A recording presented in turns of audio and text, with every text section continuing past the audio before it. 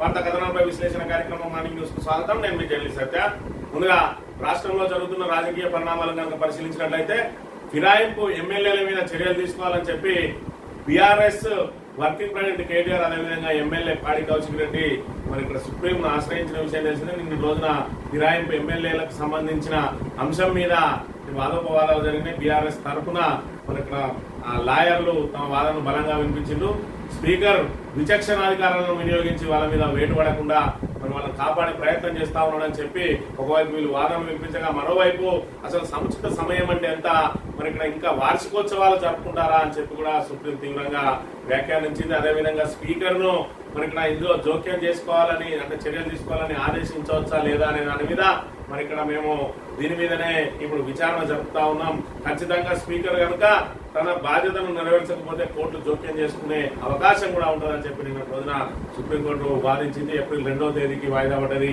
ఏదైతే స్పీకర్ అదేవిధంగా అసెంబ్లీ కార్యదర్శి తరఫున వాదనలు వినిపించడానికి ఏదేమైనా ఫిరాయింపు ఎమ్మెల్యేల మీద వేటు మాత్రం ఖచ్చితంగా తప్పదు అని చెప్పి నిన్న రోజున సంకేతాలు వెలువడ్డ అంశాన్ని మనం ఇక్కడ ప్రధానంగా గమనించవచ్చు. మరోవైపు మహిళా ఎమ్మెల్యే, మాజీ మంత్రి, బీఆర్ఎస్ మహిళా ఎమ్మెల్యే పట్ల మరి ఇక్కడ అనుచితంగా ప్రవర్తించిన స్పీకర్ తన వ్యాఖ్యలను ఉపసంహరించుకుంటున్నట్టు నిన్న రోజున అసెంబ్లీ సాక్షిగా ప్రకటించిండు.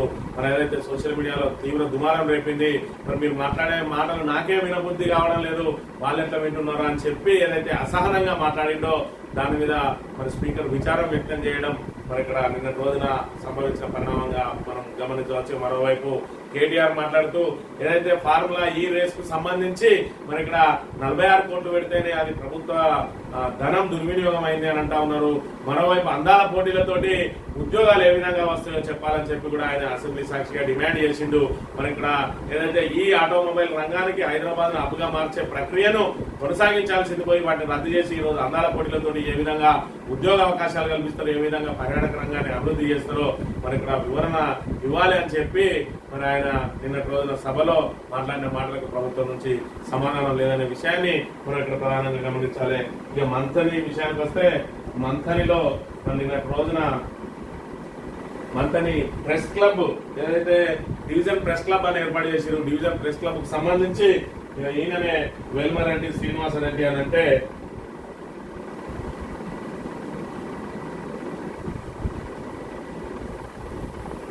వెల్మరెడ్డి శ్రీనివాసరెడ్డి అంటేనే ఈయననే ఏదైతే తీర్థాల కొమరెల్లికి సంబంధించి మరి అక్కడ సాక్షిగా ఉన్నాడు. ఆయన మీద ఎస్సీ అక్రమంగా ఎస్సీ కేసు పెడితే ఈయన సాక్షిగా ఉన్నాడు. ఆ విషయాన్ని నేను ప్రస్తావించి డివిజన్ క్లబ్ కాంగ్రెస్ క్లబ్ అని చెప్పి మరి ఇక్కడ ఈ విధంగా అందరూ జట్టగట్టినారంటే దాని మీద మరి ఇక్కడ వాళ్ళు పాత్రికేయ మిత్రులు నిన్న రోజు స్పందించిన ముందుగా వాళ్ళు మాట్లాడిన మాటలు ఒకసారి గమనించినట్లయితే, యూట్యూబర్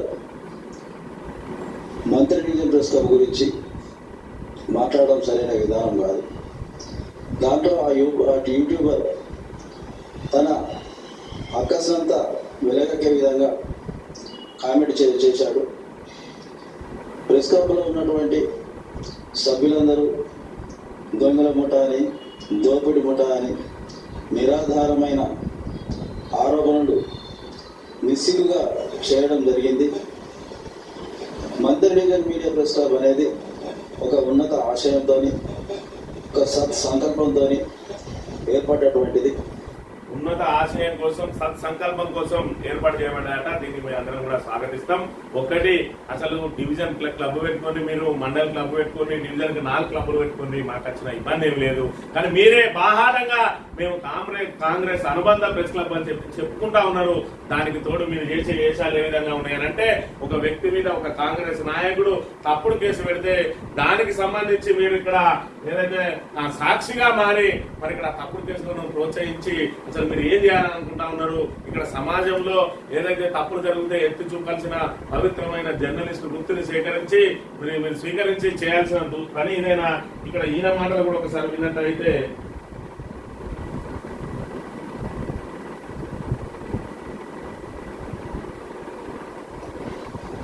ముత్తారం మండల ప్రెస్ క్లబ్ సభ్యుడిని, హైజెక్ సభ్యుడిని, డివిజన్ సభ్యుడిని. కానీ ఈ మంత్రి డివిజన్ ప్రెస్ క్లబ్ పురుడు పోసుకోక ముందుకే వెల్మరెడ్డి శ్రీనివాసరెడ్డి ఈ మంత్రి డివిజన్ క్లబ్ అని చెప్పి పెట్టి అనడం అది అసత్యం. అది అసత్య ఆరోపణలు చేయడం కరెక్ట్ కాదు. శ్రీనివాసరెడ్డి అనే నేను ముత్తారం ప్రెస్ క్లబ్ సభ్యుడిని, టీయూడబ్ల్యూజే సభ్యుడిని, ఐజేయు సభ్యుడిని, మంత్రి డివిజన్ సభ్యుడిని. కానీ డివిజన్ క్లబ్ పురుగు పోసుకోక ముందే మరి మా శ్రీనివాసరెడ్డి ఏదైతే మన డివిజన్ క్లబ్ సభ్యుడని చేయడం ఆరోపణట. నువ్వే అంటాను డివిజన్ క్లబ్ మెంబర్ అని, మళ్ళీ డివిజన్ క్లబ్ ఆవిర్భావమే కాలేదంటాను. ఆవిర్భావం కానప్పుడు నువ్వెంత డివిజన్ క్లబ్ మెంబర్ అవుతావు అనే విషయాన్ని ఒకసారి గమనించాలి. అసలు మీరు ఏం మాట్లాడుతారో కొంచెం అర్థమవుతుందా? ఈయన మాట్లాడుకుంటూ ఇంకా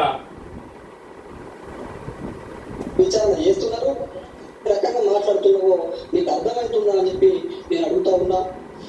ఒక విలేకరుగా వార్తా సమాచారం కోసము తహసీల్దార్ ఆఫీస్ దగ్గర పోతే అక్కడ ఎవిడెన్స్ ఏమీ లేక నా పేరు సాక్షిగా రాసింది. దానికి పోలీసు వారు విచారణ చేస్తున్నారు, పోలీసు వారు దానిపై చర్యలు తీసుకుంటారు. వాళ్ళని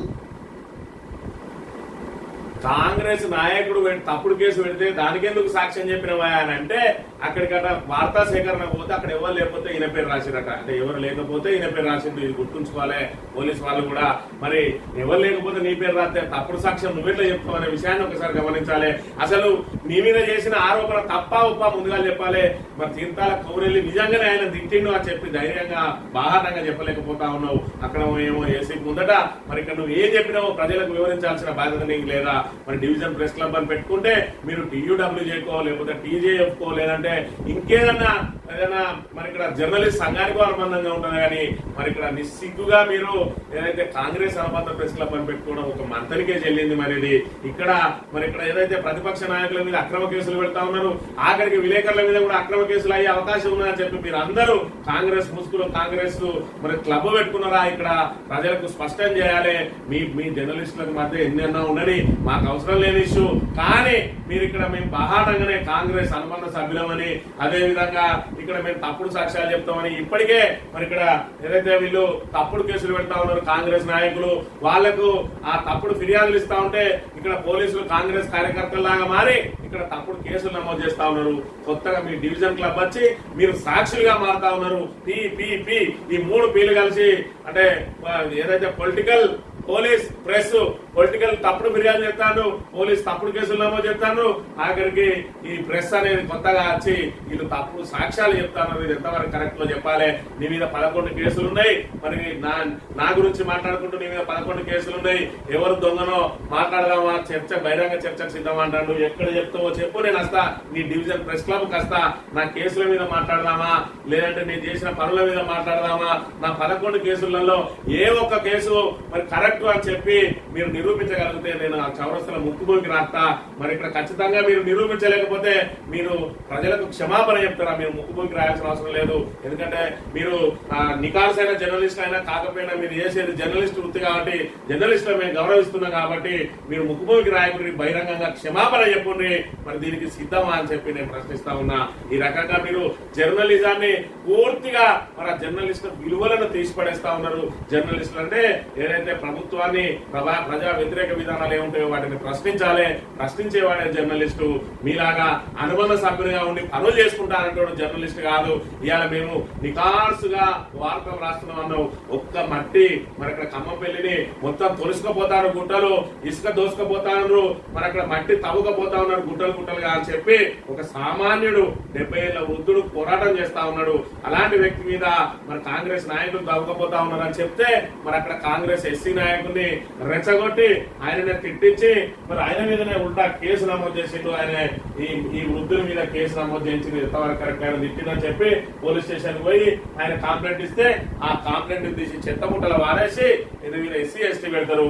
ఆ ఎస్సీ ఎస్టీకి ఈయన వంతా పాడతాడు. ఇది ఎంతవరకు కరెక్ట్ అనేది మరి ఇక్కడ వీళ్ళు చెప్పాలి. ఇక్కడ వెల్మరెడ్డి శ్రీనివాసరెడ్డి చెప్పాలి, లేకపోతే ఈ ప్రెస్ క్లబ్ చెప్పాలి. దానికి విచారం వ్యక్తం చేయాల్సింది పోయి దానికి క్షమాపణ చెప్పాల్సింది పోయి ఉల్టా ఇంకా నా మీద ఎదురు దాడి చేస్తా ఉన్నారు. మీరు బహిరంగ చర్చకు సిద్ధం అన్నారు కదా, దేనికైనా నేను సిద్ధం. ఎక్కడ మాట్లాడదామని చెప్పి నా మీద కేసుల మీద మాట్లాడదామా, లేదంటే మీరు చేసే వ్యవస్థల మీద మాట్లాడదామా, దేని మీద మాట్లాడదామన్నా నేను రెడీ ఉన్నా. ఎవడో పిచ్చి కుక్క సొంటోలు వాట్సాప్లలో పెడతాను నువ్వు సిద్ధమా అని. అరే మీతో సిద్ధమైందిరా మీరు రాని, ఎక్కడ మాట్లాడదామో అక్కడ దేనికైనా నేను సిద్ధం రాని అని చెప్పి చెప్తా ఉన్నా. ఇప్పటికైనా జర్నలిస్టు విలువలు కాపాడడానికి ఇప్పటికైనా ప్రయత్నం చేయండి. ప్రభుత్వానికి ప్రజలకు మధ్య వారధిగా ఉండండి. వీలైతే ప్రభుత్వ ప్రజా వ్యతిరేక వ్యతిరేక విధానాలను ప్రశ్నించండి, లేకపోతే మూసుకొని కూర్చొని మీ పనులు మీరు చేసుకొని. కానీ ఈ విధంగా ఏదైతే అధికార పార్టీ మరి దానికి వంత పాడడం కోసం తప్పుడు సాక్ష్యాలు కూడా ఇచ్చే నీచ స్థితికి దిగజారకుండి అని చెప్తా ఉన్నా. ఇంకో నాయకుడు ఇంకో మరి జర్నలిస్ట్ మాట్లాడతాడు, ఎవరి ప్రాపకం కోసమో మరి చేస్తా ఉన్నాడని. నేను మరి మా నాయకుడి ప్రాపకం కోసం చేస్తానా? నువ్వు నీ పత్రిక ప్రాపకం కోసం ప్రయత్నం చేయి, నీ పత్రిక మన్ననలు పొందు, నీ పత్రికకు మరి నువ్వు రాసిన వార్తలను చూసి శబాష్ అర్పిలే అనే విధంగా చేయి. అంతేగాని మరి ఇక్కడ నువ్వు ఏదో పత్రికలు పనిచేసుకుంటూ మరి అధికార పార్టీ ప్రాపకం కోసం పనిచేయకు అని చెప్పి చెప్తా ఉన్నా. మిమ్మల్ని ఈ సందర్భంగా హెచ్చరిస్తా ఉన్నా అనుకోండి, సూచన చేస్తా ఉన్నా అనుకోండి. ఇకనన్నా ఈ జర్నలిజం విలువలను దిగజార్చకండి. ఇప్పటికే మరి వందలాది పీడిఎఫ్లు వచ్చినాయి. మరి ఇక్కడ యూట్యూబ్ లో నీకు సభ్యత్వం ఉన్నదా అంటాడు. యూట్యూబ్ కి ఏం సభ్యత్వం కావాలో కనీసం నీకు ఏమైనా అవగాహన ఉన్నదా? మరి ఇక్కడ నువ్వు ముందుగాలు దాని గురించి మాట్లాడు, నీకు కనీస అవగాహన కూడా లేదు. మరి ఇక్కడ అక్షరముఖ రానోడు కూడా విలేకరు అనేది తిరుగుతా ఉన్నారు. దాని గురించి నేను ఎవరి గురించి కించపరచదలుచుకోలేదు. కానీ జర్నలిజం విలువలను దిగజార్చే విధంగా ఇప్పటికే పూర్తిగా దిగజారిపోయినాయి. ఇంకా పార్టీలకు అనుబంధం అని చెప్పి బహిరంగంగా చెప్పుకొని ఆ విలువలను దిగజార్చవద్దు. మరి ఇక్కడ పెద్ద పెద్ద పత్రికల్లో కూడా ఇలా మెంబర్ ఉన్నారు. మీరు కూడా ఒకసారి ఆలోచన చేయాలి. ఇకపోతే విలేకరుల భార్యల గురించి మాట్లాడుతా ఉన్నావు. ఏదైతే మరి అక్కడ దేవాదాయ శాఖ డైరెక్టర్ ఉన్నారని, అదేవిధంగా కోఆప్షన్ మెంబర్ ఉన్నారని, నీ భార్యను కూడా చేసుకో, సర్పంచ్ చేయి. ఎవడద్దంటా ఉన్నాడు? విలేకరుల భార్యలు రాజకీయం చేయడం లేదు. అదేవిధంగా దేవాదాయ శాఖకు సంబంధించిన డైరెక్టర్ కు అసలు పార్టీ ఉండాల్సిన అవసరం లేదు. ఎవరైనా న్యూట్రల్ వ్యక్తులను కూడా పెట్టచ్చు, కోఆప్షన్లు కూడా న్యూట్రల్ వ్యక్తులను పెట్టచ్చు.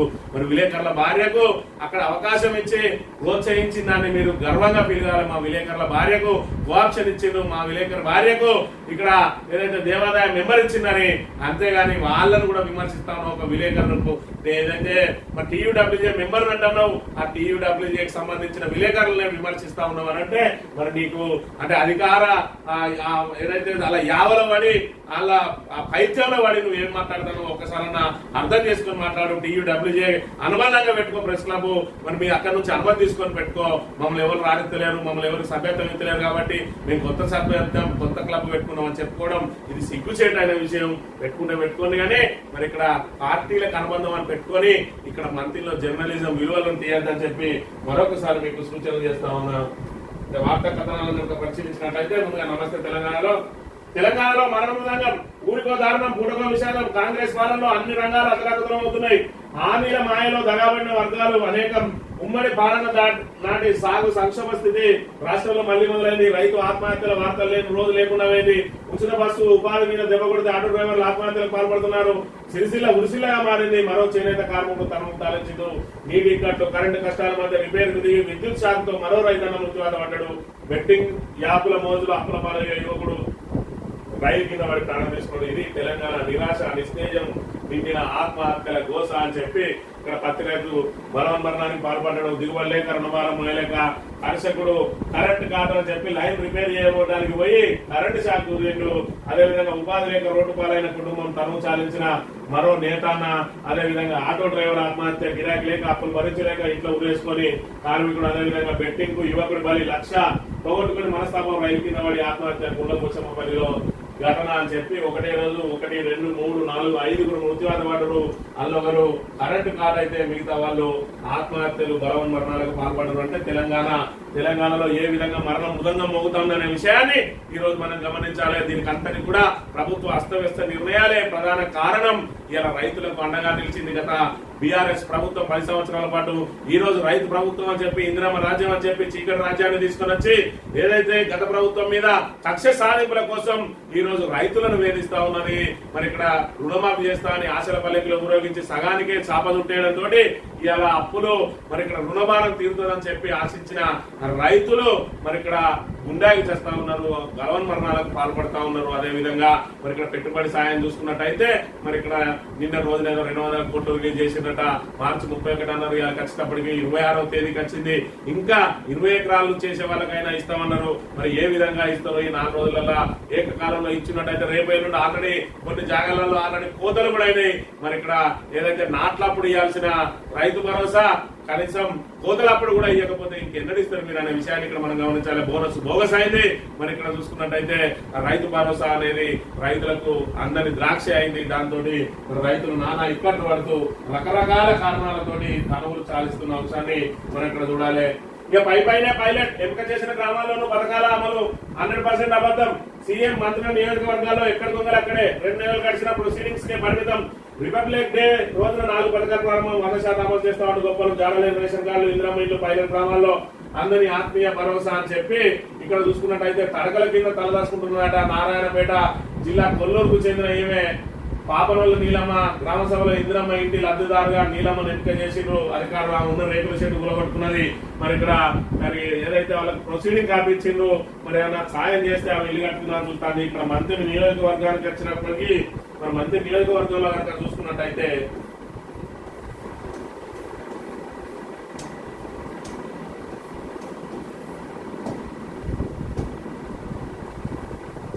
అడవి సోమనపల్లి అరకొర అన్ని మంత్రి దుద్దిల ఇలాకాలో పథకాల తీరిది.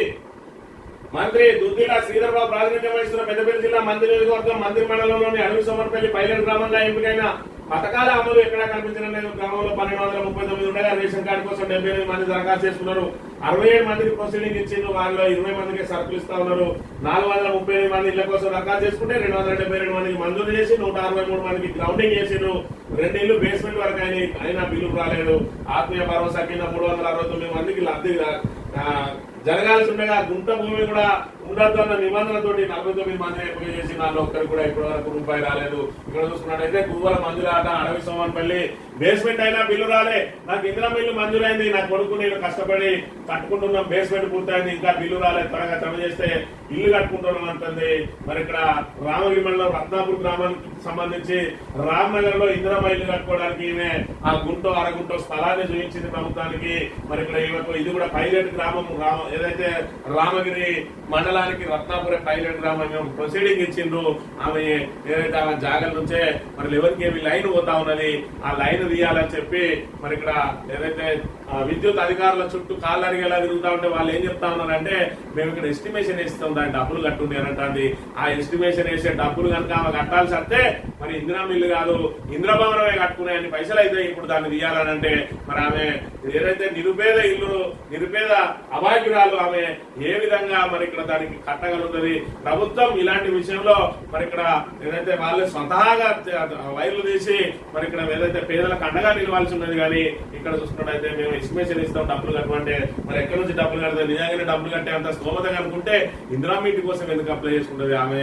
మరి ఆమెనే సొంతంగా ఇల్లు కట్టుకునేది కదా. ఈ రకంగా మరి అస్తవ్యస్తంగా ఏ విధంగా ఉన్నది ఇక్కడ పరిస్థితి అంటే మనం ఇక్కడ చూడవచ్చు. ఇక ఏదైతే వెంకట్రావుపల్లి గ్రామానికి సంబంధించి రామగిరి మండలంలో వెంకట్రావుపల్లి గ్రామం మరి గత ప్రభుత్వ హయాంలో కూడా ఏదైతే డీలిమిటేషన్ కార్యక్రమంలో భాగంగా వెంకట్రావుపల్లి గ్రామాన్ని రామగుండం మున్సిపాలిటీలో కలిపిండ్రు. అప్పుడు ఆ గ్రామస్తులు అందరూ కూడా మరి మున్సిపాలిటీలో కలిపితే మా ఉపాధి పోతుంది, అదేవిధంగా పన్నుల భారం మోయలేము, అదేవిధంగా ఇక్కడ మాకు రామగిరి అనేది అత్యంత సమీపంలో ఉన్నది మండలం, మమ్మల్ని తీసుకుపోయి రామగుండం మున్సిపాలిటీలో కలిపితే మేము అక్కడ రామగుండం పోవాలంటే మరి చాలా దూరం ఉంటుంది. కాబట్టి మరి ఇక్కడ మేము ఇప్పటికే నిర్వాసిత గ్రామస్తులం, మరి భూ నిర్వాసితులం కాబట్టి మాది గ్రామంగానే ఉంచాలని చెప్పి వాళ్ళు ఏదైతే విజ్ఞాపనలు చేసిండ్రో అప్పుడు మరి అలా కలిపిన ప్రభుత్వం మళ్ళీ కూడా దాన్ని గ్రామ పంచాయతీగా మార్చేసింది. ఇప్పుడు వచ్చిన కాంగ్రెస్ ప్రభుత్వం తిరిగి మళ్ళీ రామగుండం మున్సిపాలిటీలో విలీనం చేసింది. ఆ సమయంలో కూడా సరైన సమయంలో గ్రామ పంచాయతీ ఏర్పడకపోవడంతో అక్కడ సర్పంచ్ ఎన్నికలు జరగలేదు, ఎంపీటీసీ ఎన్నికలు జరగలేదు. మరి గత 5 సంవత్సరాల పాటు సర్పంచ్ ఎంపీటీసీలు ఎవరు ప్రజాప్రతినిధులు లేకుండానే స్పెషల్ ఆఫీసర్ల పాలనలోనే మగ్గింది. ఇప్పుడు చూసుకున్నట్టయితే మళ్ళీ తీసి రామగుండంలో కలిపిండ్రు. ఇప్పుడు కూడా అక్కడ నాయకులు అందరూ కూడా ప్రభుత్వానికి విజ్ఞప్తి చేస్తా ఉన్నారు. గత ప్రభుత్వానికి మరి మేము విజ్ఞప్తి చేస్తే మా విజ్ఞప్తిని పరిగణలోకి తీసుకొని మళ్ళీ గ్రామ పంచాయతీగా మార్చిండ్రు. ఇప్పుడు మీరు తీసుకుపోయి మళ్ళీ మున్సిపాలిటీలో కలపడం ఎంతవరకు సమంజసమని మరి వాళ్ళు ప్రశ్నిస్తున్నారు. ఇక్కడ చూసినట్టయితే ఎస్సీఐ గేట్, ఎల్కలపల్లి, వెంకట్రావుపల్లి మరియు అక్బర్ నగర్ కలపడం, మొయ్యరావుపల్లి, ఎఫ్సిఐ గేటు, ఎలకలపల్లి వీటన్నింటి కూడా కలిపినట. దీని ద్వారా వెంకట్రావుపల్లి గ్రామస్తులు మరి తీవ్రంగా ఇబ్బందులు పడే అవకాశం ఉన్నాయి. కాబట్టి దీన్ని పునఃపరిశీలించాలని చెప్పి కూడా వాళ్ళు విజ్ఞప్తి చేస్తున్న అంశాన్ని మనం ఇక్కడ గమనించాలి. ఇక్కడ చూసుకున్నట్టయితే నిన్నటి రోజున మరి ఇక్కడ మా మంత్రి గారు మాట్లాడిన మరి ఆనిముత్యాలను కనుక చూసుకున్నట్టయితే అసెంబ్లీలో అడ్డగోలుగా ఇష్టారాజ్యంగా ఈ రోజు ప్రీవియస్ కంపెనీకి సంబంధించి ఏ విధంగా చెప్పిందో ఆ విధంగా చెప్పారు కదా అధ్యక్ష. ఈరోజు గవర్నమెంట్ డెవలప్మెంట్ చౌక ధరల దుకాణాలలో కూడా మందమ్మడానికి అవకాశం కల్పించింది గత ప్రభుత్వం. మరి మీ ప్రభుత్వం వచ్చి 16 నెలలు అవుతుంది, ఇప్పటి వరకు బెల్ట్ షాపులను ఎందుకు అరికట్టలేదు? మీరు మేనిఫెస్టోలోనే పెట్టిండ్రు బెల్ట్ షాపులను అరికడతామని చెప్పి. మరి వాళ్ళు చౌక ధరల దుకాణంలో ఉండే మీరు ఆఖరికి మొబైల్ సెంటర్లను కూడా ఓపెన్ చేసి ఇంటింటికి తిరిగే మరి ఇక్కడ ఏదైతే ఇంటింటికి కూడా డోర్ డెలివరీ చేసే కార్యక్రమాలు కూడా తెరలేకపోతా ఉన్నాయా అన్న చందంగా ఉన్నాయి మీ చేష్టలు చూసుకున్నట్టయితే. మరి ఇక్కడ గత ప్రభుత్వం మీద విమర్శలు చేయడమే పనిగా పెట్టుకున్నారు. మరి అడ్డగోలు ఆరోపణలు మేము ఏం చెప్తే అది జనాలు నమ్ముతారని ఇప్పటికే జనాలు ఈసడించుకుంటున్నా కూడా ఇంకా కాంగ్రెస్ మంత్రులు గత ప్రభుత్వం మీద నెపం పెట్టే ప్రయత్నం చేస్తా ఉన్నారు. కానీ మరి బెల్ట్ షాపులు అడ్డగోలుగా తెలిసిన గత ప్రభుత్వాన్ని మీరు ఒక్క బెల్ట్ షాప్ అన్నా మోయించిండ్రా? మంత్రి నియోజకవర్గంలో ఏ ఒక్క బెల్ట్ షాప్ అన్నా మోయించిండ్రా అనే విషయాన్ని మన శ్రీధర్ బాబు ప్రజలకు చెప్పాడు. కానీ అబద్ధాలు చెప్పుకుంటే మాత్రం గట్టెక్కే ప్రయత్నం చేస్తా ఉన్నాడు. అదేవిధంగా నిన్నటి రోజున ఏదైతే టీచర్ల నియామకం ఒక్కటి కూడా జరగలేదని చెప్పిండు. దాంతో నిన్నటి రోజున హరీష్ రావు గారు ధీటుగా సమాధానం చెప్పడంతో మన ఇక్కడ ఆయన ఏదైతే తెల్లముఖం వేసిన అంశాన్ని కూడా మనం ఇక్కడ గమనించవచ్చు. ప్రభుత్వం అనుసరించిన వ్యూహమో పథకమో మొత్తం స్కూళ్ళని పద్యాలని ఆలోచనతోనే ఒక్క టీచర్ని డిఎస్సీ ద్వారా నియామకం చేయకుంటే స్కూల్స్ అన్ని కూడా పట్టుకోవడం జరిగింది అధ్యక్ష. టీఆర్ఎస్ ఒక్క టీచర్ను కూడా నియామకం చేయకపోతే స్కూళ్ళని బంద్ అయినాయి అధ్యక్ష అని చెప్పి అబద్ధాన్ని ఎంత మరి ఇక్కడ ఏదైతే ఒక పద్ధతిగా చెప్తా ఉన్నాడు శ్రీధర్ బాబు గారు. అటు బెల్ట్ షాపుల మీద చెప్తాడు, మీరు బెల్ట్ షాపులను మరి ఇక్కడ చౌక ధరల దుకాణాలలో కూడా అమ్మించిందని. మరి మీరేం చేసిండ్రు? చౌక ధరల దుకాణాలతో పాటు మిగతా షాపులన్నీ కూడా బంద్ చేయించిండ్రా అంటే అక్కడికి డోర్ డెలివరీ పెట్టే ప్రయత్నం చేసిండ్రు. కానీ ఏంటిదా అంటే మీరే పెట్టిండ్రు అంటారు. మరి ఇసుక దాన్ని ఏంటంటే మీ ప్రభుత్వంలో అడ్డగోలు ఇసుక మరి ఇక్కడ దోపిడీ గురైంది అంటారు. మరి ఇప్పుడు ఇసుక ఎందుకు ఆపుతలేవా అంటే సప్పుడు లేదు. దాని గురించి మాట్లాడు, ఏమైనా మాట్లాడితే ఎదురుదాడి చేయడం తప్ప మరి మీ హయాంలోనే ఇసుక దందా స్టార్ట్ అయింది, అది కొనసాగుతుంది అంటాడు. నువ్వు ఇలా ఆపలేవా? ఆ ప్రభుత్వం మారింది, నీ ప్రభుత్వం వచ్చింది. మరి ఇక్కడ తాత ముత్తాతల వనరులు దోచుకుపోతానన్నావు. మరి ఇక్కడ 30వ తేదీన దీనికి ఏరి అన్నాడు. 3వ తేదీన మేము రాగానే మొత్తం మరి మార్చేస్తాం, మీ తాత ముత్తాతల వనరులను ఆపేస్తాం అన్నాడు.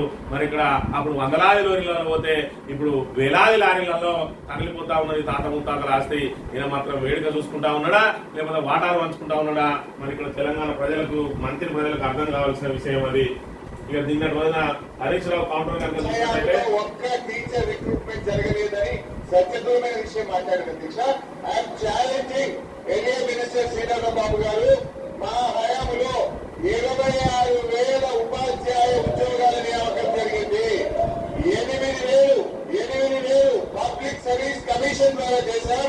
మరో 18,000 మేము గురుకులాల్లో నియామకాలు చేశాము. దీనికి శ్రీధర్ బాబు దగ్గర సమాధానం లేదు. లేవాలే, ఏదో ఒక మాట బట్టగారవాలి, మీదేయాలి, వచ్చి సపడే కూర్చోవాలి. మరి ధీటుగా సమాధానం చెప్పడం లేరనుకుంటున్నావా? లేదంటే బీఆర్ఎస్ లో సబ్జెక్టులు ఉన్న నాయకులు లేరనుకుంటున్నావు? కానీ నోటికి వచ్చింది ఇక్కడ చూసుకున్నట్టయితే వాస్తవంగా శ్రీధర్ బాబుకే నాలెడ్జ్ లేదు. మరి ఇక్కడ ఎందుకంటే అంత పెద్ద అబద్ధం, అసెంబ్లీ సాక్షిగా ఒక్క టీచర్ నియామకం కూడా కాలేదని అంటే అది చాలా పెద్ద అబద్ధం. మరి ఆ అబద్ధం ఆడితే మరి దానికి వెంటనే దానికి వాస్తవం ఏంటిది అన్నది బయటకు వస్తుందనే మరి ఇక్కడ సోయి లేదా శ్రీధర్ బాబు. కానీ ఏ విధంగా బీఆర్ఎస్ మీద మరి ఇక్కడ బురద జల్లే కార్యక్రమం కానీ అసత్యాలు కానీ ఏ విధంగా జరుగుతా ఉన్నది, మరి ఇక్కడ కాంగ్రెస్ ఏ విధంగా అబద్ధాలు ఆడుకుంటూ ఏ విధంగా బురద జల్లుతుంది అనేది ఆయన మాటల్లోనే ఏదైతే నెంబర్ 2 గా ఉంటా ఉన్నాడు. మొత్తం మరి ఇక్కడ రేవంత్ రెడ్డిని తానే నడిపిస్తా ఉన్నాడు. అంటే ఇలా రేవంత్ రెడ్డి లేడు కాబట్టి సభలో నిన్న రోజున మరి ఈయననే అబద్ధాలన్నింటినీ ఈయనే మీదేసుకొని చెప్పాల్సి వచ్చింది. లేదంటే ఈయన రాసిస్తే ఆయన అబద్ధాలు ఆడతాడు. ఆయన లేడు కాబట్టి ఈయనే మీదేసుకొని అబద్ధాలు ఆడిండు. మరి ఇక్కడ దొరికిపోయిన విషయాన్ని కూడా మనం ఇక్కడ గమనించాలి. ఒక దిక్కు బెల్ట్ షాపులకు సంబంధించి మీరే పెట్టినట్టారు, బెల్ట్ షాపులు బంద్ చేయడు. ఇసుకను మీరే పెట్టినట్టాడు, రాంగన ఆపుతామంటాడు, 2 రోజులే అది ఆపడు. ఇక్కడ టీచర్ల విషయంలో కూడా అడ్డగోలు అబద్ధాలు ఆడి మరి ఇక్కడ పట్టుబడ్డాడు హరీష్ రావు గారి విషయాన్ని మనం ఇక్కడ ప్రధానంగా గమనించాలి.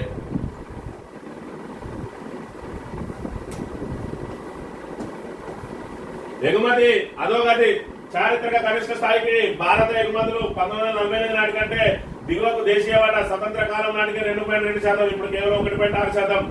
బీజేపీ ప్రభుత్వ అనాలోచిత నిర్ణయాల వల్ల ఈ ఎగుమతుల పతనం ఈ ఆర్థిక సంవత్సరంలోనే దేశవ్యాప్తంగా 35,567 కంపెనీల మూత. మోడీ మేక్ ఇన్ ఇండియా జోక్గా మారినట్టు విమర్శల వెలువ. అచ్చేది తీసుకొస్తానంటూ 11 ఏళ్లుగా కేంద్రంలో అధికారంలో ఉన్న బీజేపీ తన అనాలోచిత నిర్ణయాలతో అన్ని రంగాలను అస్తవ్యస్తం చేసింది. రూపాయి పతనం కనిష్ట స్థాయికి చేరుకోగా ఇప్పుడు ఎగుమతుల్లో దేశం అట్టాడుతూ దిగజారింది. మరి ఇక్కడ స్వాతంత్రం ఏదైతే 1948 స్వతంత్రం వచ్చిన కొత్తలో 2.2% ఎగుమతులుంటే ఎగుమతులు అని అంటే ఏది తయారు చేసినా కూడా మనం తయారు చేసిన దాంట్లో మరి ఇక్కడ విదేశాలకు ఎగుమతి చేసుకొని మన దానికి మనం ఇక్కడ ఆర్థికంగా పరిపుష్టి కావడానికి ఎగుమతులు అనేటివి చాలా అవసరం. మరి 2.2% ఉన్న వాటా 1.6% తగ్గింది అని అంటే మరి ఇక్కడ బీజేపీ మరి మేక్ ఇన్ ఇండియా అని చెప్పి ఒక పెద్ద కార్యక్రమాన్ని చేసింది. ఇప్పటి వరకు ఏం చేసింది అని చెప్పి ఆయన అడుగుతున్న పరిస్థితిని మరి ఇక్కడ బీజేపీ నాయకులు ఇక్కడ సమాధానం చెప్పాల్సిన అవసరం ఉన్నది. బాబాసాహెబ్కి ఎన్నాళ్ళు బంధనం, భారీ అంబేద్కర్ విగ్రహం వద్ద గేట్లకు తాళాలా, దాని టూరిజం సర్క్యూట్ లో చేర్చలేందుకు బీఆర్ఎస్ హయాంలో సాంస్కృతిక పునరుజ్జీవం, తెలంగాణ భాషా యాసకు ప్రాణప్రతిష్ఠ చేసినాం, ఉద్యమ బిడ్డలు కౌరను చట్టసభలో పంపిన ఫార్ములా ఈ రేస్ రద్దుతో టెస్లా వెనక్కి వెళ్ళింది, ప్రభుత్వ తీరును ఎండగట్టిన కేటీఆర్ అని చెప్పి తెలంగాణ రాకముందు సాంస్కృతిక పునరుజ్జీవం కోసం కొట్లాడిన కేసీఆర్ వచ్చిన తర్వాత మన భాష యాస సంస్కృతి ప్రాధాన్యత దక్కేందుకు ప్రయత్నించిండు. 550 మంది కళాకారులతో సాంస్కృతిక సారథ్యం తెచ్చిండు. వారిని ప్రభుత్వ ఉద్యోగులుగా గుర్తించి వేతనాలు ఇచ్చిండు. మరి ఇక్కడ బాబా సాహెబ్కి ఎన్నాళ్ళు వందనాలు అని మరి 125 అడుగుల మరి బాబాసాహెబ్ అంబేద్కర్ విగ్రహాన్ని పెడితే దాన్ని మనం ఏదైతే పర్యాటక రంగానికి అనుసంధానం చేసి దానికి మనం పర్యాటక సొగసులు అల్లాల్సింది పోయి దానికి అంబేద్కర్ తాళాలేసి అక్కడికి ఎవరిని సందర్శకులుగా వెళ్లకుండా మరి ఇక్కడ అంబేద్కర్ కు అవమానిస్తా ఉన్నది. అంబేద్కర్ ను ఇవాళ కాంగ్రెస్ ప్రభుత్వం దానికి ప్రధాన కారణం ఏంటంటే అంటే అది కేసీఆర్ కట్టింది కాబట్టి అక్కడికైతే అమరజ్యోతి దగ్గరికి అయితే ఎవరిని వెళ్ళెత్తలేడు. కానీ సచివాలయంలో మాత్రం వాళ్ళ కూర్చొని ఇక్కడ పరిపాలన చేస్తా ఉన్నాడు. సచివాలయాన్ని మాత్రం మరి దాన్ని వాడుకుంటాడు. అంబేద్కర్ విగ్రహాన్ని ఎందుకంటే అది దళితులకు సంబంధించిన విగ్రహం అనా లేదంటే అంబేద్కర్ మీద చిన్న చూపా, ఎందుకు నీ కాంగ్రెస్ ప్రభుత్వానికి అంత చిన్న చూపు, సందర్శకులకు అక్కడికి వెళ్ళడానికి అనుమతి ఎందుకు నిరాకరిస్తున్నారో దాన్ని నిషేధిత జాబితాలో ఎందుకు పెట్టిన అనేది ఇవాళ ప్రభుత్వం సమాధానం చెప్పాల్సిన అవసరం ఉన్నది. దళితులందరూ కూడా ఈ విషయంగా పోరాటం చేయాల్సిన అవసరం ఉన్నది. దళిత బహుజనులందరూ కూడా ఎస్సీ ఎస్టీ బీసీ మైనారిటీలకు ఆరాధ్య దైవం మరి బిఆర్ అంబేద్కర్ అనే విషయాన్ని మనం ఇక్కడ ప్రధానంగా గమనించాలి. అనర్హత విచారణలో జాప్యం ఎందుకు, పార్టీ ఫిరాయింపుల వార్షికోత్సవం చేసుకుంటున్నారు, ఆ విచారణ ఆలస్యం చేసి ఎత్తుగడలు వేయద్దు, ఫిరాయింపు కేసులో సుప్రీంకోర్టు ఘాటు వ్యాఖ్యలు అని చెప్పి మరి ఫిరాయింపు ఎమ్మెల్యేల మీద నిన్నటి రోజున మరి వాళ్ళ మీద విచారణ జరిగింది. మరి ఎందుకు దాని మీద ఇంకా జాప్యం జరుగుతూ ఉన్నది, సముచిత సమయం అంటే ఎంత కావాలి మీకు, మరి ఇక్కడ ఏదైతే ఫిర్యాదు చేసి సంవత్సరం అయితే వార్షికోత్సవాలు జరుపుకుంటా ఉన్నారని చెప్పి ఘాటు వ్యాఖ్యలు చేసింది సుప్రీంకోర్టు. మరి ఇక్కడ విచారణ నుంచి తప్పించుకోవడం కోసం దాన్ని వాయిదా వేసే మరి అన్నాగాలు అన్నట్టు ఖచ్చితంగా దీని మీద ఏదో ఒక నిర్ణయం తీసుకోవాలి. మరి ఇక్కడ స్పీకర్ విషయంలో జోక్యం చేసుకోరాదు అని చెప్పి ఏదైతే మీరు వాదనలు చేస్తా ఉన్నారో ఆ జోక్యం చేసుకోవచ్చా లేదా అనే దాని మీద ఇప్పుడు తేలాల్సిన అంశం ఉన్నది. స్పీకర్ ఏదైతే మరి ఇక్కడ ఆయన రాజ్యాంగబద్ధమైన ఆయన ఏదైతే ఆయన అధికారాన్ని మరి దుర్వినియోగం చేసినట్లయితే ఖచ్చితంగా కోర్టులు జోక్యం చేసుకోక తప్పదు అని చెప్పి కూడా నిన్నటి రోజున హెచ్చరించిన అంశాన్ని మనం ఇక్కడ చూడవచ్చు. ఈ అప్పుల చిట్టాలో చిట్ట చివరన రాష్ట్రాల అప్పులో 24వ స్థానంలోకి తెలంగాణ. ఇన్నేళ్ల తెలంగాణ రుణం 4,42,299 కోట్లే. జిఎస్డిపిలో రుణ సమీకరణ కేవలం 26.2%. తక్కువ రుణాలు తీసుకున్న రాష్ట్రాల్లో 5వ స్థానం. 15 నెలల కాంగ్రెస్ సర్కార్ అప్పు 1,00,000 కోట్లు. లోక్సభలో వెల్లడించిన ఆర్థిక శాఖ సహాయ మంత్రి బీఆర్ఎస్ హయాంలో అప్పుల కుప్పైందనే కాంగ్రెస్ ప్రచారం తప్పని మరోసారి తేటతెల్లవని చెప్పి నిన్న రోజున లోక్సభలో అడిగిన ప్రశ్నకు మరి ఆర్థిక శాఖ సహాయ మంత్రి సమాధానం చెప్పిండు. ఇక్కడ చూసుకున్నట్లయితే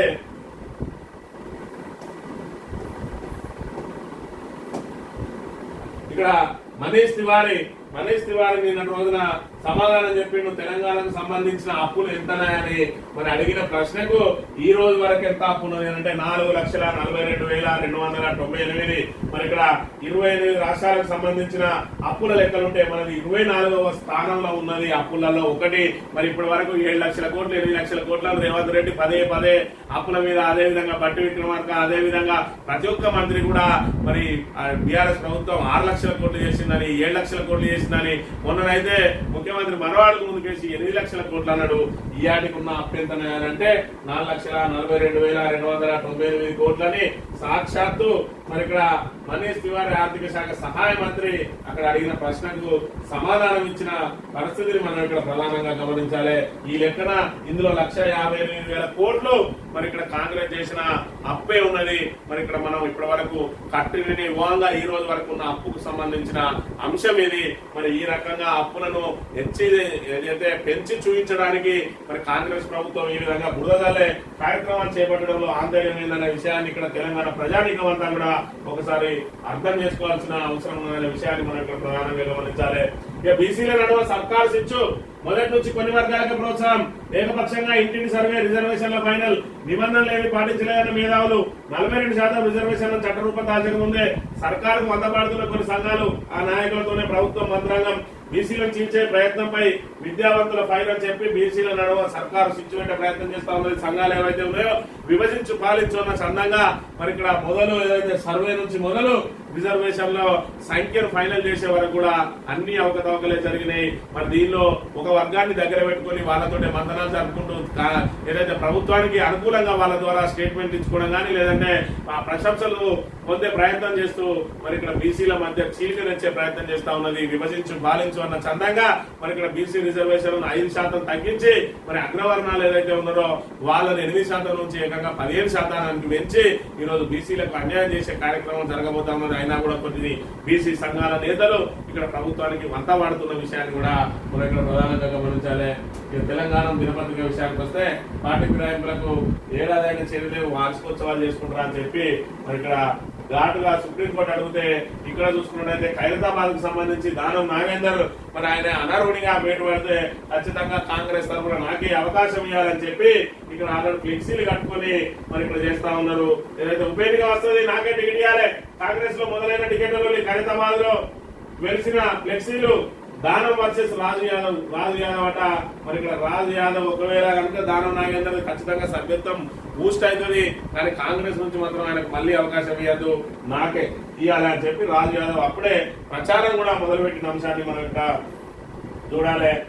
మంత్రి శ్రీధర్బాబుకు హరీష్ రావు సవాల్, టీచర్ల రిక్రూట్మెంట్ పై తప్పుడు ఆరోపణలు, 26,000 ఉపాధ్యాయ నియామకాలు జరిగాయి. ఇందాక ఇన్నాం మరి ఇక్కడ బాజాప్తా. దాని తర్వాత శ్రీధర్ బాబు మరి ఇక్కడ తెల్లముఖం వేసిండు.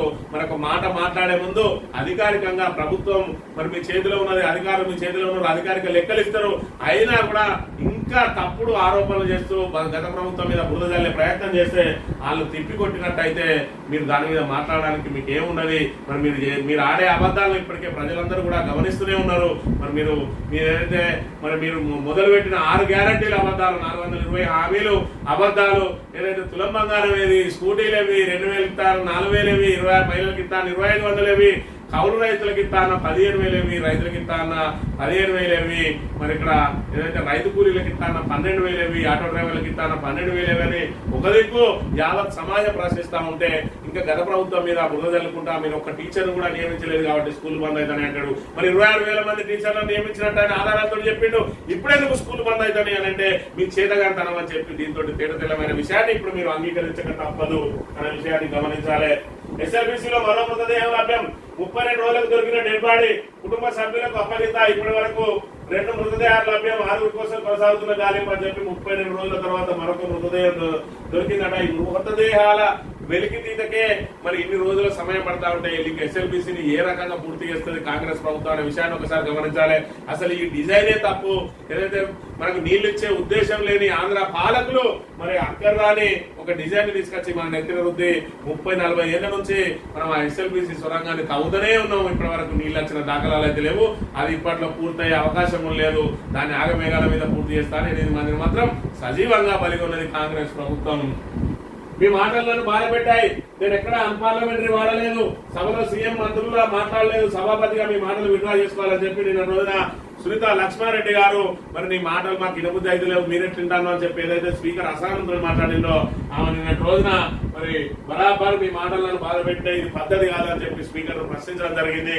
దానికి ఆయన నాకు మహిళలు అంటే మస్తు గౌరవం, మిమ్మల్ని అన్నట్లు అనుకోవడం పొరపాటట, వినబుద్ధి అయితే లేదని చెప్పిన కానీ మీరు తప్పుగా భావించి ఉండొచ్చు, మీ మనసు కష్టపడితే విత్డ్రా చేసుకుంటున్నా అని చెప్పి స్పీకర్ అనే వ్యక్తి మరి అక్కడ సభలో ఉన్న వాళ్ళందరి చెప్పే విషయాలను ఓపికగా వినాలి.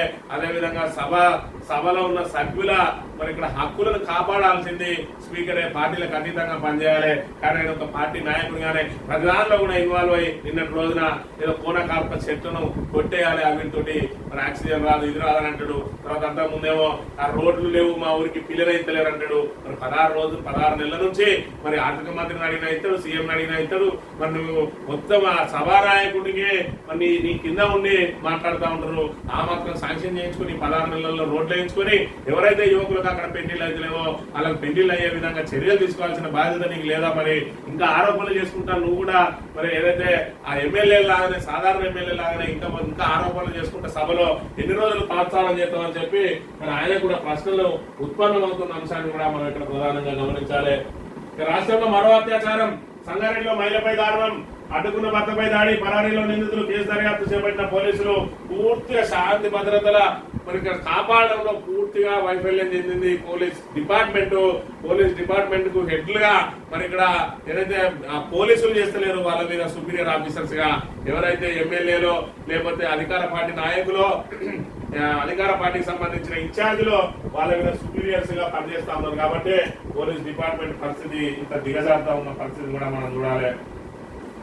మూడో ముహూర్తం సాక్షి దినపత్రిక విషయానికి వస్తే, మూడో ముహూర్తం కేబినెట్ విస్తరణపై రాష్ట్ర కాంగ్రెస్ నేతలకు సమాచారం. అదే రోజు మంత్రుల శాఖల్లో మార్పులు, అసెంబ్లీ లాబీలో ఆటాపిగా మంత్రివర్గ విస్తరణ.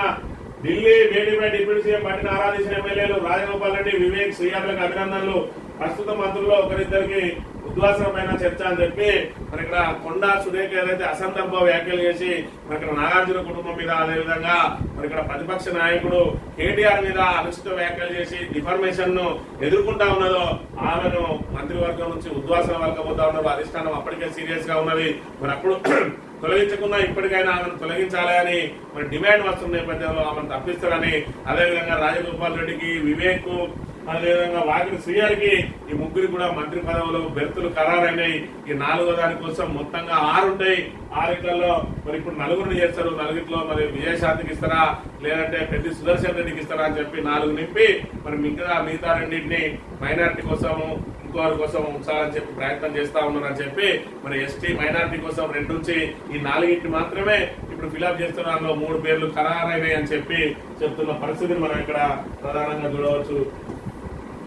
వార్షికోత్సవం చేసుకుంటున్నారని మరి ఇక్కడ ఇంత బ్రహ్మాండంగా ప్రశ్నించినా కూడా ప్రభుత్వం మాత్రం ఇంకా నిస్సిగ్గుగా దాన్ని సాగదీయడానికే ప్రయత్నం చేస్తున్న పరిస్థితిని మనకి ప్రమాణంగా ఉంచాలి. ఇక బీమా లేదు 10 ఏళ్లుగా పంటల బీమాపై ప్రభుత్వాల పిల్లి మొగ్గలు అని చెప్పి మేము ఫసల్ బీమాలో చేరుతా ఉన్నామని చెప్పి గత అసెంబ్లీ సమావేశాలు బడ్జెట్ సమావేశాల్లో చెప్పిండు బట్టి విక్రమార్క గారు. ఇప్పటి వరకు కూడా ఫసల్ బీమాలో చేరలేదు. ఇక్కడ రైతులకు బీమా లేదు, ధీమా లేదు అనే విషయాన్ని మరి ఇక్కడ ప్రధానంగా గమనించాలి. ఆంధ్రజ్యోతి విషయానికి వస్తే, ముస్లింలకు మోదీ రంజాన్ తోపా, పండుగ రోజుల్లో దుస్తులు సహా ఆహార పదార్థాల కిట్ అందజేత.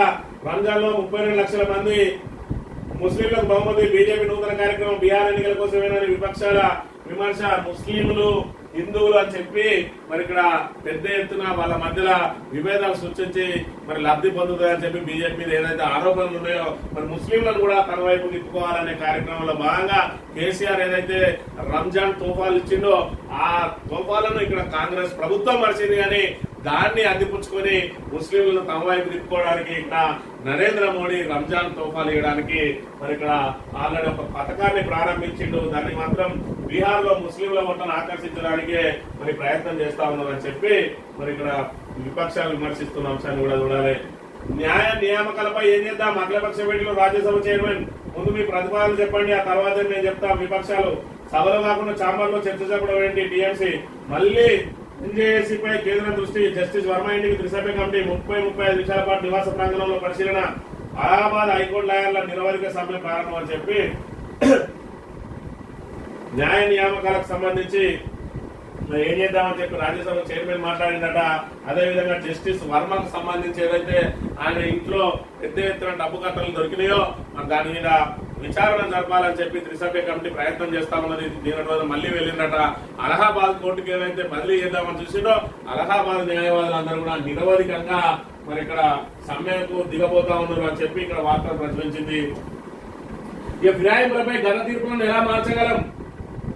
ఇక్కడ ఆంధ్రజ్యోతి కానీ అదేవిధంగా ఈనాడు కానీ దీని మీద మిగతా పత్రికలు ఏం రాసింది, ఇక్కడ స్పీకర్ కు హైకోర్టు గడువు విధించవచ్చా, అసలు విషయాలను విడిచిపెట్టి కొసరు వాటిని రాస్తుంది.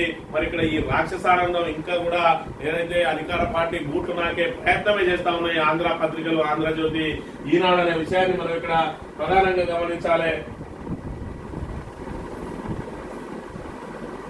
ఫిరాయింపులకు వార్షికోత్సవం అయిందా, ఈ అంశాన్ని తీసుకుపోయి లోపల పెట్టి ఎలా మార్చగలమని, ఫిరాయింపులపై గత తీర్పును ఎలా మార్చగలమని చెప్పి సుప్రీంకోర్టు ఖచ్చితంగా ఏ తీర్పునైనా సమీక్షించే అవకాశం ఉంటది.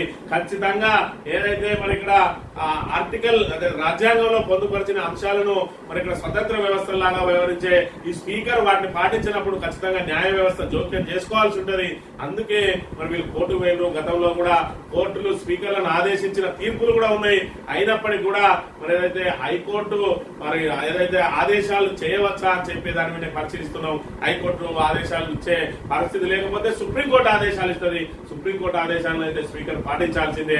మరి ఇక్కడ ఏదో 4 రోజుల ఆనందం కోసం వినాయకులపై గత తీర్పును ఎలా మార్చగలమని మరి ఈ రకంగా తప్పుడు ఏదైతే అలా మాట్లాడిన వ్యాఖ్యలను అసలు మాత్రం విడిచిపెట్టి కుసలను మొదలుపెట్టి మరి ఇక్కడ 4 రోజుల పాటు సంతృప్తి పడే విధానాన్ని అవలంబిస్తా ఉన్నాడు ఇక్కడ రాధాకృష్ణ అనే విషయాన్ని మనం ఇక్కడ చూడవచ్చు. ఆన్లైన్ క్రికెట్ బెట్టింగ్లకు యువకుడు బలి, 3 ఏళ్లలో 3 లక్షల వరకు పోగొట్టుకున్న వైనం. సోమవారం ఐపీఎల్ మ్యాచ్ లో 2 లక్షల నష్టం మనోవేదనతో రైలు కింద పడి సోమేశ్వర్ ఆత్మహత్య అని చెప్పి మరి ఇక్కడ బెట్టింగ్ భూతం విస్తరిస్తా ఉన్నది. ఇక్కడ ఇప్పటికే రైతుల ఆత్మహత్యలు, ఆటో డ్రైవర్ల ఆత్మహత్యలు, నేతన్నల ఆత్మహత్యలు, మరి ఇక్కడ విద్యార్థుల ఆత్మహత్యలు ఇన్ని జరుగుతూ ఉంటే ఇక్కడ బెట్టింగ్ తోటి కూడా ఆత్మహత్యలు చోటు చేసుకుంటూ మరి ఆ సంఖ్య పెరుగుతా ఉన్న అంశాన్ని కూడా మనం ఇక్కడ ప్రధానంగా గమనించాలి. రాజీవ్ యువ వికాసం అనేది 6 గ్యారంటీలలో ఒక పథకం.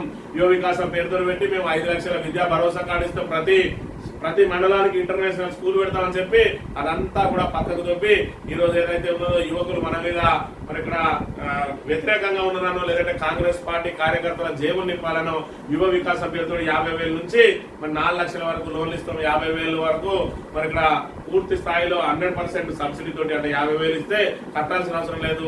1,00,000 నుంచి 2 లక్షల వరకు 80% అని, 2 లక్షల నుంచి 4 లక్షల వరకు 30% సబ్సిడీ అని మరి ఇక్కడ రుణాలు ఇవ్వబోతా ఉన్నారట. ఇవన్నీ కూడా కాంగ్రెస్ కార్యకర్తల జేబులు నింపడం కోసం యువ వికాసాన్ని చెప్పింది. 50,000 యూనిట్ వరకు పూర్తి రాయితీ, 2 లక్షలకు పైన యూనిట్లకు 70%, 5 వరకు రాజీవ్ యువ వికాసం దరఖాస్తుల స్వీకరణ. జూన్ 2న ఎంపికైన అభ్యర్థులకు పత్రాలని చెప్పి రాబోయే స్థానిక సంస్థల ఎన్నికల్లో యువకుల ఓట్లను మరి ఇక్కడ కైవసం చేసుకోవడానికి ఏదైతే జూన్ 2న చేస్తామని చెప్పి జూన్ 2 లోపే మరి ఈ ఎన్నికల ప్రక్రియను పూర్తి చేస్తారా, లేదంటే ఈ జూన్ 2ను మరి ఇక్కడ ఏదైతే దానికి సంబంధించిన నోటిఫికేషన్ వచ్చే ముందు ప్రకటించి నోటిఫికేషన్ రాగానే ఎన్నికలు పూర్తి కాగానే మీ అందరికి ఇస్తామని చెప్పి ఆశల పల్లెకులు ఊరేగించి మళ్ళొకసారి స్థానిక సంస్థల ఎన్నికల్లో గట్టెక్కే ప్రయత్నం చేస్తారా చూడాలి. ఫిలిప్పీన్స్ కు తెలంగాణ బియ్యం. కాకినాడ ఓడరేవుకు చేరిన బియ్యం బస్తాలు దొంత 12,500 మెట్రిక్ టన్నుల బియ్యం ఎగుమతి. 4-5 రోజుల్లో ఫిలిప్పీన్స్ కు బయలుదేరిన నౌక మరి ఎగుమతి స్టార్ట్ అయింది. బియ్యం బస్తాలు మరి బియ్యం ఫిలిప్పీన్స్ కు మన తెలంగాణ బియ్యం పోతా ఉన్నాయట. మరి త్వరలో మనకు సన్న బియ్యం కూడా పంపిణీ చేయబోతా ఉన్నాం ఏప్రిల్ 1 నుంచి అని. దొడ్డు బియ్యాన్ని వేలం వేయబోతున్నారట. సన్న బియ్యం పంపిణీ చేయనున్న నేపథ్యంలో సర్కార్ ఆలోచన 8.4 లక్షల టన్నుల నిల్వలు ముగిసిన మార్చి కోట పంపిణీ, మిగిలిన దొడ్డు బియ్యం సీజ్ చేయాలని ఆదేశాలని చెప్పి మరి ఇక్కడ దొడ్డు బియ్యాన్ని ఏదైతే ఉన్నదో వాటి అన్నింటినీ కూడా వేలం వేసి సన్న బియ్యాన్ని మరి ఇక్కడ పంపిణీ చేయాలని చెప్పి ప్రయత్నం చేస్తా ఉన్నది. ఇది ఎంతవరకు సఫలమవుతుందనే విషయాన్ని అయితే మనం చూడాలి. ఈనాడు దినపత్రిక విషయానికి వస్తే స్పీకర్ కు హైకోర్టు గడువు విధించవచ్చా, ఈ అంశాన్ని నిర్ధారించడం వరకే మేము పరిమితమని మరి ఇక్కడ అసలు సిసలు మాటలను విడిచిపెట్టి ఆంధ్రజ్యోతిను మరి ఈనాడు ఎదురు రేవంత్ రెడ్డిని సంతోష పెట్టడానికి హెడ్డింగ్లు కూడా మార్చి వార్తలు రాస్తున్న పరిస్థితులు మనం ఇక్కడ చూడాలి. ఇక సన్న బియ్యం ధరలు దిగొస్తున్నాయి. హోల్సేల్ లో కిలోకు 10 నుంచి 15 టన్నుల. రాష్ట్రంలో సన్నాల సాగు భారీగా పెరగడమే కారణం. 500 బోనస్ తో సానుకూల ప్రభావం. రాష్ట్రంలో సన్న బియ్యం ధరలు దిగివస్తున్నాయి. వరి సన్న రకాల సాగును ప్రోత్సహించేందుకు రాష్ట్ర ప్రభుత్వం క్వింటాల్కు 500 బోనస్ ఇస్తుండటంతో వాటి సాగు ఉత్పత్తి భారీగా పెరిగింది. మార్కెట్ లో సన్న బియ్యం సమృద్ధిగా దొరుకుతుండటంతో ధరలు గణనీయంగా తగ్గుతున్నాయి. ఒక్క తెలంగాణలోనే కాకుండా కర్ణాటక, మహారాష్ట్ర, తమిళనాడు, ఆంధ్రప్రదేశ్ రాష్ట్రాల్లో దీని ప్రభావం పడిందని బియ్యం ఎగుమతిదారులు చెప్తున్నారు. బోనస్ కు ముందు రాష్ట్రంలో ప్రీమియం రకం సన్న బియ్యం ధరలు కిలోకు 60 నుంచి 70 వరకు ఉండేవి, ప్రస్తుతం 50 నుంచి 55 లభిస్తా ఉన్నాయి. ఎవడైతే ఏసీలలో కూర్చొని అసలు ఫీల్డ్ అంటే తెలియని ఎవడన్నా వార్తలు రాస్తాయో ఈ విధంగా ఉంటది. సన్న బియ్యానికి సంబంధించి 500 బోనస్ ఇచ్చినట్టయితే ఆ 500 బోనస్ ఇస్తే సన్న రకాల మరి ఏదైతే పంట పెరిగిందట, పంట పెరిగినోడు బోనస్ కలుపుకొని అల్లనే అమ్ముకుంటాడు. అవన్నీ ప్రభుత్వం దగ్గరికే పోతాయి, మళ్ళీ బహిరంగ మార్కెట్లకు ఎట్లా వస్తాయి అనే విషయం చిన్న సోయి లేదు మరి ఈనాడు ఈ వార్త రాష్ట్రానికి.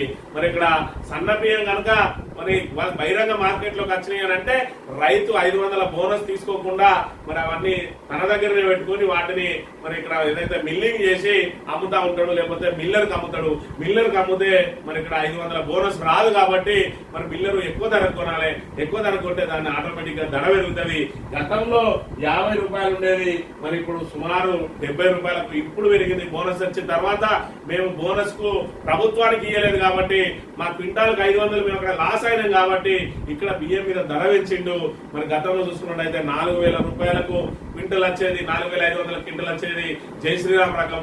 ఇవాళ చూసుకుంటే 6000 క్వింటల్ అయింది.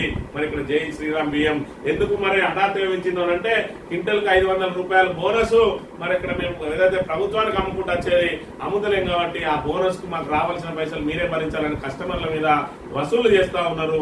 మరి అది రాబోయే రోజులలో ఏమైనా ధరలు తగ్గుతాయో లేదో కానీ ఇప్పుడు మాత్రం ఆ బోనస్ పేరు మీద అసలు బోనస్ ఎంతమందికి వచ్చిందో రాలేదో కానీ 500 బోనస్ ఇస్తామని మరి ఇక్కడ బియ్యం అట్ల ధర ఆటోమేటిక్ గా పెరిగింది. వడ్ల ధర పెరిగినంతో బియ్యం ధర పెరిగింది. అదంతా కూడా సన్న బియ్యం తినే వారి మీద బహిరంగ మార్కెట్లలో పడ్డది. దాంతో నిరుడి కంటే మరి 7 ధరలు పెంపు జరిగింది తప్ప తగ్గలేదు. మరి ఇక్కడ ఫీల్డ్ మీద ఉండకుండా ఏసీలలో కూర్చొని వార్తలు రాష్ట్రానికి ఫీల్డ్ గురించి తెలియదు. మరి ఈ రకంగా బయట ఒకసారి మరి అలా ఎవరైతే స్ప్రింగర్లు ఉంటారో మండలకు అక్కడి నుంచి నివేదిక తెప్పించుకున్నట్టయితే వీళ్ళకి పూర్తి స్థాయిలో అవగతం అవుతుంది. ఎక్కడ కూడా 500 బోనస్ ఇస్తే పంటలు పెరిగితే అది ప్రభుత్వానికి ఇస్తే అవి బహిరంగ మార్కెట్లకు రావు అనే విషయాన్ని ముందుగా గ్రహించాలి.